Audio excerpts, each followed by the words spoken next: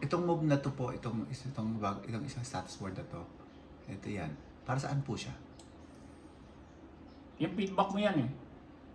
Kung kailangan mong makita yung ready, fault, at saka run, Okay. so diyan ka titingin. So, yung ito po, yung in, ang ilalagay po namin, yung address ng Drive. Ng drive. Oo. yung papasok. Oo. Ito po ay Hindi, palabas. ito po yung palabas na drive, galing sa palabas na drive yan. Tapos ito naman po, ito yung pupunta sa DB Word. Oh, which is, isa-save niya doon yung data. Kinonvert niya na yung data.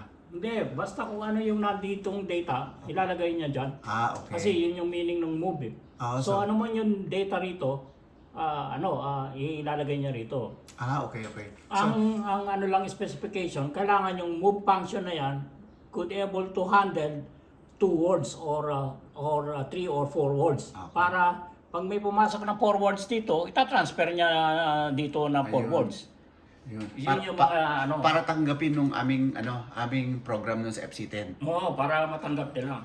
Okay. Paliwanag na. Kasi doon yan nagano eh. Tapos si control word, parang galing sa, ano to? Di ba pinag-usapan natin galing FC10? Sa data. Tapos dinala sa DB10. Kasi yung DB10, pagka nag-ano na yung DB10, nagtrabaho na yung DB10, sasaluhin ng move. Kasi nandito yung DB, yung control board eh. Tapos dadalhin niya ngayon doon sa output ng yung input ng BFD. So ito po, ito yung output nila. Tapos magiging input itong move. No, yan yung output ng process mo. Apo nga, ito output ng process po. Tapos magiging input po nung move na to. Tapos dadalhin niya naman. Dadalhin niya dyan. Dadalhin niya naman sa drive. Okay. Through Profinet. Propernet. Yun yung niya, yun yung channel niya. Pero lahat yan nangyayari through Profinet. Pero dahil po sir na nasa Profinet po. Parang ganun din yung nangyari nung mag-Profibus tayo. Apo. Naka-Profibus. Ang mga differences lang nila, yung communication protocol. Okay. Di ba? Sige. Pero parehas na block din. Everything is the same. Binago mo lang yung communication protocol mo. Okay. Di ba? Yun lang ang babaguhin mo. O yung configuration noong communication mo. Instead na Profibus, lipat ka sa Profinet. Kaya nga madali yung ginawa nyo dahil hindi na kayo nagre-write ng program eh. Di ba? Apo. Thank you. So ganyan din ang mangyari pagka nag-moodbus tayo.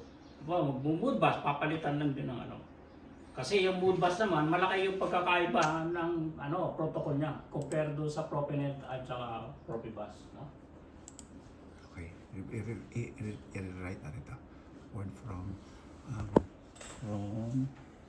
word. Kasi kailangan may experience nyo rin yung moodbus. Kasi yung moodbus, iba rin yung filosofiya niya.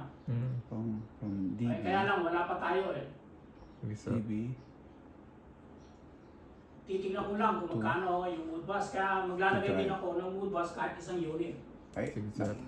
To drive. Yan. So, Kasi kailangan control makita word nyo from ano DB yung to moodbus. drive. Tapos, Kasi ito naman, yan yung control popular word sa buong mundo eh. from drive. Yung mga protocol niya. From drive To DB. to DB. Okay. Maliwanag.